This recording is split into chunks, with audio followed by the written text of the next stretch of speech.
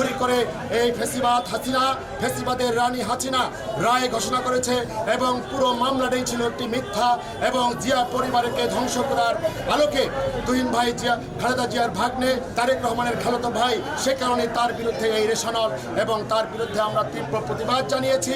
ডিমলাবাসী প্রতিটি ওয়ার্ড, প্রতিটি ইউনিয়নে প্রতিনিয়ত তুহিন ভাইয়ের মুক্তি সংগ্রামে মিছিল করছে।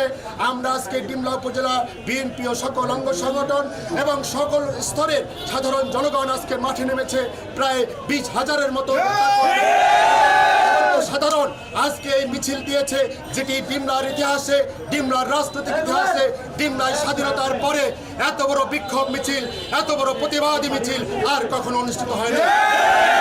তত অনতি বিলম্বে তুহিন ভাইয়ের বিরুদ্ধে মিথ্যা মামলার প্রত্যাহার চাই এবং 24 ঘন্টার মধ্যে তাকে জামিন দেওয়া না হলে, তাকে তার বিরুদ্ধে সকল অভিযোগ বাতিল না করা হলে আমরা শুধু ডিমলা নীলফামারী নয়, আমরা রংপুর বিভাগ নয়, সারা বাংলাদেশ আমরা আন্দোলন সংগ্রাম করব।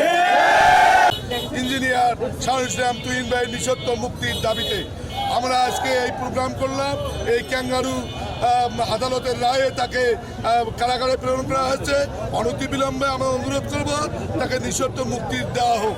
যদি দেওয়া না হয় আমরা আরও কঠিন থেকে কঠিন কর্মসূচি ঘোষণা করে আমরা এই সরকারকে বাধ্য করব তুহিন ভাইকে নিঃশর্ত মুক্তি দানে বাধ্য করাবো।